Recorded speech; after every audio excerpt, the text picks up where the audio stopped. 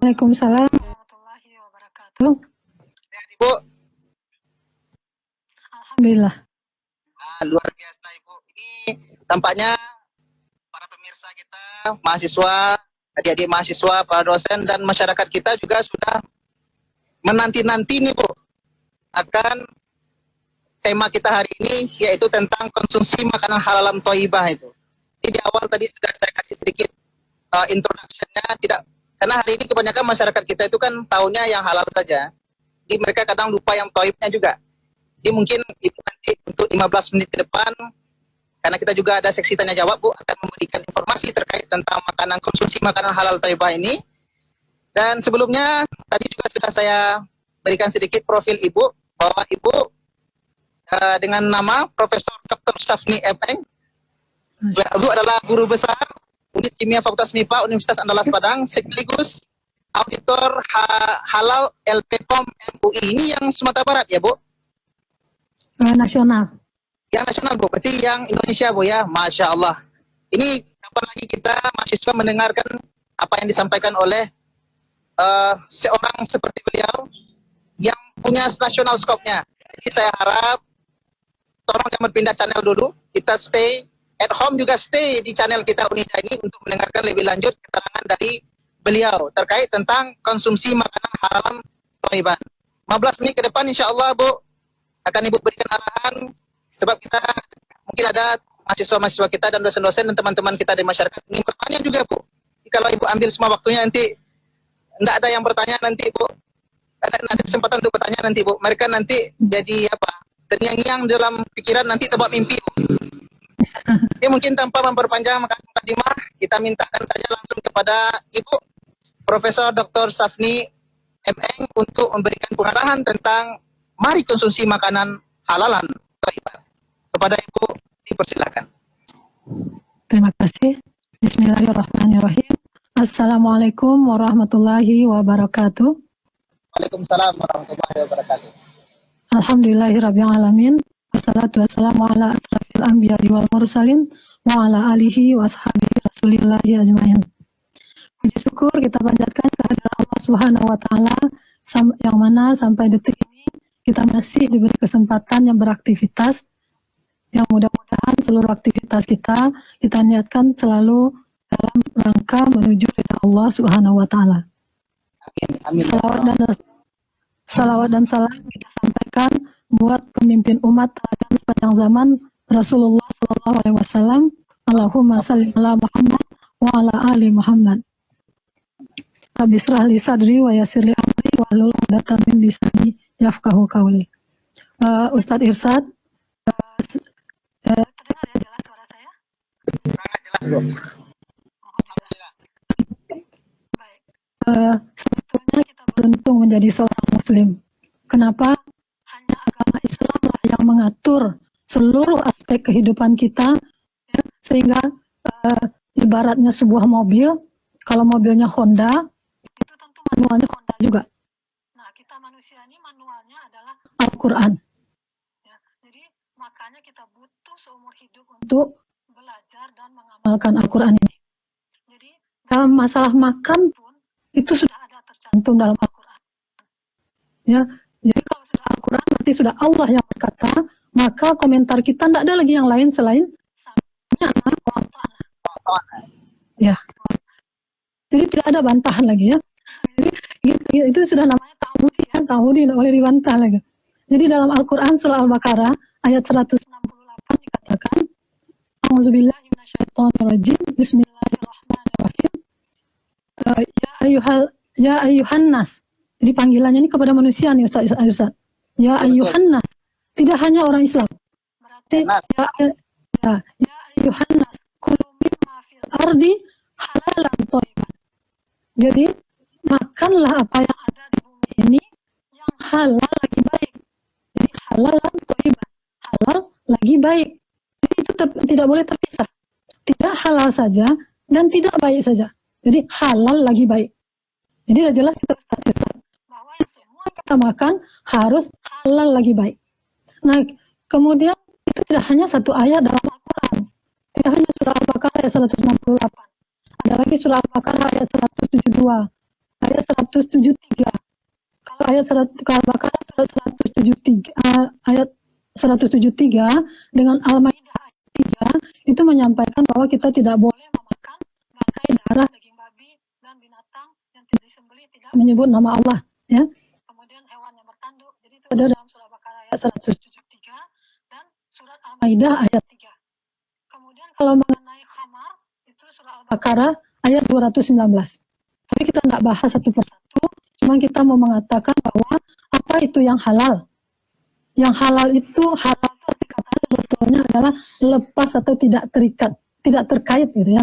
Apa itu lepas atau tidak terkait itu adalah hal-hal yang boleh dan dapat dilakukan karena bebas atau tidak terkait dengan ketentuan yang melarangnya.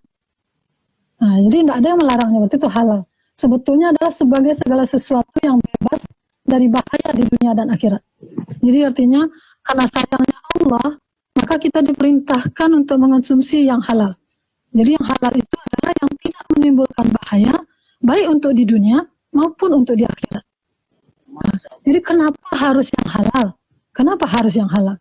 Kita ingat cerita Rasulullah bahwa pernah dikatakan seseorang itu berdoa, dia berdoa, doanya tidak akan diterima. Kenapa tidak akan diterima? Bagaimana doanya akan diterima sementara dia memakan yang haram? Daging yang tumbuh pada dirinya adalah tumbuh dari yang haram. Pakaian yang dipakainya adalah dari uang yang haram. Jadi itu adalah penyebab tertolaknya doa-doa. Nah, itu penyebab tertolaknya doa-doa. Itu masalah yang halal. Kemudian yang toyib. Apa itu makanan yang toyib? Makanan yang toyib itu adalah makanan yang baik. Yang baik itu misalnya tidak kotor, dari segi zatnya, tidak rusak, tidak kadaluarsa, jadi expired date-nya ya. Jadi tidak kadaluarsa, atau makanan yang tidak tercampur atau terkontaminasi dengan najis. Sehingga kalau kami sebagai auditor itu kalau melihat ke lapangan untuk mengecek produk makanan, ya, untuk mengecek produk makanan, itu diperiksa tempat membuatnya, diperiksa zatnya, ya, apa material-material yang digunakan, ya, sampai nanti dengan apa alat yang dipakai. Jadi semua, mulai dari cara mendapatkannya harus halal, materialnya harus halal, cara membuatnya juga tidak boleh terkontaminasi dengan yang tidak halal, termasuk nanti packingnya juga, pengemasannya juga harus dengan menggunakan halal. Ya, jadi mulai itu mulai dari mendapatkan bahannya, nah bahan yang tidak dicuri ya. Nah, kemudian materialnya itu toyib tidak terkontaminasi dengan yang haram, kemudian itu tidak merusak kesehatan, yang itu tidak membahayakan, tidak membahayakan fisik ataupun akal. Ya, jadi yang halal baik tadi apa? Mulai dari mendapatkannya, cara mendapatkan apa alatnya, bahan yang dipakai, alat yang dipakai, tempat membuatnya, lingkungannya, ya bersih atau tidak, pengemasannya juga. Oke. Jadi itu. Jadi apa makanan yang toyib itu kalau orang ahli gizi mengatakan yang menyehatkan, yang proporsional, misalnya kemudian yang aman untuk kesehatan. Jadi kalaupun sudah halal semua harus proporsional, nggak bisa kita makan sepuasnya sampai sekenyang-kenyangnya. Nah, ada pula cara makannya kan. Nah, jadi harus proporsional. Tidak menyehatkan lagi kalau tidak proporsional. Nah, kenapa makanan zaman dulu tidak perlu sekali, tidak ada terpikir untuk sertifikasi halal. Karena zaman dulu itu makanannya alami. Ya, ayam diambil di kandang, disembelih dengan cara Islam. Kemudian sayur ada di kebun, ya kan? Kemudian nanti ikan ada di kolam. Udah. Tetapi makanan zaman sekarang itu masyarakat sudah trennya sudah berbeda. Masyarakat membutuhkan makanan yang mudah disajikan. Kemudian butuh yang berpenampilan yang menimbulkan selera. Kemudian bertahan segar lama dengan aroma, kemudian warna, rasa, dan tekstur yang diinginkan. Itu berarti ada sentuhan ilmu pengetahuan dan teknologi di sana. Karena adanya sentuhan ilmu teknologi dari ilmu pengetahuan dan teknologi, maka banyak bahan tambahan pangan. Kalau yang alami tadi kan tidak ada banyak bahan tambahan. Jadi makanan sekarang ini banyak bahan tambahan pangan yang digunakan. Untuk itulah perlu disertifikasi. Sehingga perlu dicek ya, perlu dicek apa saja yang dimasukkan. Jadi kalau dulu saya juga termasuk sebelum tahu ya, belum ada ilmunya. Waktu belum ada ilmunya, kita pergi belanja makanan, udah kita ambil saja. Apalagi kita berada di Padang gitu kan. Kemudian kita ambil saja gitu. Nggak ada kita cek apa ingredientnya, kandungannya, komposisinya gitu. Malah saya dapat ilmunya ini justru setelah berada di negeri orang, di negeri tidak Islam. Waktu saya menuntut ilmu ke negeri Jepang, ketika itu kita tahu negara itu adalah mayoritas tidak Islam ya. Sehingga ketika mau beli makanan kita sangat berhati-hati. Dibaca ingredientnya, apa komposisi yang ada di dalamnya. Kalau ada shortening, itu ragu kita tuh. Karena dia dari lemak. Kalau dari lemak tentu kita pikirkan lemaknya lemak apa. Kalau lemak babi pasti haram. Kalau lemak sapi, apakah sapinya disembelih secara Islam atau tidak. Kemudian apa lagi? Ada mengandung gelatin. Nah itu perlu. Jadi itu sudah dihafal-hafal. Kalau ini tidak boleh, ini tidak boleh gitu ya. Jadi nanti setelah pulang dari Jepang justru lebih berhati-hati di Padang ini, di negara kita ini membeli makanan. Masya Allah. Jadi kadang-kadang hidayah tuh memang datangnya tuh terserah Allah di mananya. Nggak bisa kita tahu kan ya. Jadi ketika beli misalnya beli roti di bakery, rotinya berisi daging, daging ayam. Lalu kita tanya, ini rotinya halal atau tidak? Apa jawabnya? Ini sudah biasa nih kalau bagi yang belum tahu. Jawabnya, ini bahasa Minang dia jawab betul itu, di Padang soalnya. Apa ini nggak halal deh ibu kok? Kok di Padang kok mah aku orang awak kok yang membuatnya katanya kan? Orang awak yang membuatnya. Ternyata ketika kami audit, produsen ini banyak juga nggak tahu. Dia bilang, iko boleh atau tidak? Nggak tahu kami itu. Karena orang pakai iko, sadaunya kami pakai pula katanya kan? Contoh lagi segi zat kimia, karena saya orang kimia ya Ustaz. Jadi pernah pula dulu ketika ada ya inspeksi ya ke tempat orang jual pembukuan, kolak, ya kan? Jadi kolaknya kok manis, kok pakai pemanis yo, gitu ya. Ada nggak pemanis dipakai dalam kolak nih? Apa kata jawab orang jualnya? Nggak ada pemanis. Yang dimasukkan cuma induk gula katanya kan. Ya di induk gula ya, itu sakarin, siklamat ya, itu digunakan misalnya kalau gula pasir itu 1/4 kilo. Sementara siklamat atau sakarin itu hanya 1 sendok teh atau 1 sendok makan sudah manis. Kalau untuk orang jualan dia merasa beruntung karena dia tidak tahu perintah Allah tadi harus kulumi mafil halal dan toyib tidak ya. Kalau tidak toyib itu mengganggu kesehatan. Jadi boleh dimasukkan siklamat atau sakarin itu hanya dalam kadar tertentu, tidak boleh berlebihan. Tapi kalau orang itu sakit jantung itu tidak boleh.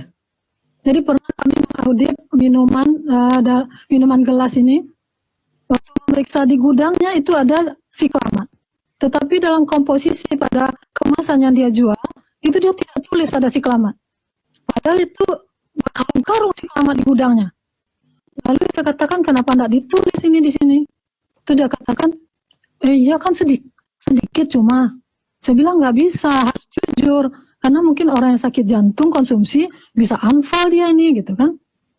Jadi kemudian ada lagi yang tidak boleh, yang sekarang banyak di masyarakat menggunakan formalin. Formalin itu adalah zat pengawet mayat ya biasanya. Jadi digunakan untuk mengawetkan misalnya tahu atau ikan gitu ya. Jadi itu juga merusak pencernaan. Kadang dimasukkan formalin itu ke dalam mie basah, bakso, sosis. Dia supaya awet. Kadang-kadang ada juga nih, ada ibu-ibu beli gulai di rumah makan. Ini saya beli pagi sampai malam, dah basi-basi. Wah ini bagus nih katanya. Masih tawar jawabannya seperti itu Bu. Ini bukan bagus. Harus kita curiga kenapa dia nggak basi gitu ya, padahal sudah dari pagi, udah malam gitu kan. Kemudian kita waspadain di sekitar kita supaya bisa nih untuk aplikasi sehari-hari. Ada juga yang memasukkan di dalam kerupuk, kemudian bakso, mie basah itu boraks. Boraks itu gunanya supaya lebih renyah, bisa kerupuk nasi. Itu juga tidak boleh, tidak toyib. Ada lagi yang memasukkan pewarna, misalnya warna ada mie warnanya kuning sangat. Kalau pewarna makanan yang dibolehkan itu biasanya warnanya tidak norak. Ya, warnanya tidak norak. Misalnya kita lihat warna kunyit kan tidak norak ya. Tapi kalau warna untuk pewarna tekstil itu kan warna baju warnanya nggak apa-apa kan. Nah, jadi nggak boleh. Nah ya, metanda yellow. Jadi pewarna tekstil itu hanya untuk tekstil, nggak boleh dimasukkan ke dalam makanan. Kemudian lagi ada warna kerupuk merah, sirup, ya, warna merah rodamin B. Nah, rodamin B itu juga pewarna tekstil dan pewarna kertas. Nggak boleh dimasukkan ke dalam makanan. Nah, kemudian apa lagi yang lain yang perlu kita waspadai? Pestisida juga. Jadi pestisida. Kadang-kadang ikan supaya tidak punya ada lalat di sekitarnya ketika jualan. Jadi kan banyak juga di pasar sekarang kabarnya ikan ini tidak ada lagi lalat di sekitar orang jualin ikan. Itu dikhawatirkan tadi kan formalin. Ada lagi info terbaru saya dapatkan dimasukkan pestisida. Dilarutkan pestisida dikasih ke ikan tadi ya. Nah, itu lebih bahaya lagi. Itu lebih bahaya lagi ya. Nah, kemudian pencernaan kita terganggu, sistem metabolisme tubuh kita tentu terganggu ya. Nah, kemudian bahan-bahan berbahaya lainnya, misalnya makanan kemasan. Itu ada zat kimia namanya logam arsenik. Itu juga berbahaya. Kemudian ada misalnya produsen makanan, membuat makanan menggunakan air, tapi airnya misalnya bikin susu kedele untuk dijual. Tapi airnya diambil dari air sumur. Nah, itu tidak bisa juga disertifikasi halal karena air sumurnya harus dicek dulu apa kandungan zat logam yang ada di dalamnya, ya. Nah, jadi itu disarankan diganti kalau dia pakai air serapan tanah atau air sumur. Dan lagi ada penstabil rasa atau pengawet BHA, butylated hidroksyanisol, ya. Itu juga itu zat kimia untuk penstabil rasa dan pengawet BHA singkatannya. Itu juga berbahaya. Apalagi nitrat. Nitrat juga dalam makanan kaleng. Jadi sebisanya memang kalau bisa memang makanan yang segar lah yang kita konsumsi. Kemudian apalagi merkuri. Kalau makan ikan orang lebih suka yang pilih kepalanya atau bagian badan dan ekornya, Ustaz? Kalau kami kepala, Bu. Kepala ya. Nah, dari ilmu kimia itu dicek, sudah dilakukan penelitian. Kalau air tempat hidup ikan tadi tercemar oleh logam merkuri, nah merkuri itu dia akan terakumulasi di kepala. Masya Allah. Jadi sejak saya punya pengetahuan tentang itu, saya lebih memilih ikan itu bagian ekornya atau bagian badannya. Tidak mau bagian kepalanya lagi. Coba ke depan, Bu. Ikuti sarannya, Bu. Kemudian lagi ada untuk bahan kemasan plastik. Nah, bahan kemasan plastik itu yang mengganggu, yang juga berbahaya zatnya adalah bisphenol A, BPA. Tapi tidak mungkin ya kita uraikan satu persatu zat-zatnya pada pertemuan singkat ini. Kemudian zat obat untuk obat batuk juga hati-hati. Jadi kadar alkoholnya juga harus diperhatikan. Ada yang dibolehkan, ada yang tidak. Kemudian khamar. Jadi banyak. Ini biasanya beberapa hari materinya nih kalau pelatihannya Ustaz. Jadi kita ringkas saja. Mana-mana yang kita perlukan untuk kehidupan sehari-hari ya.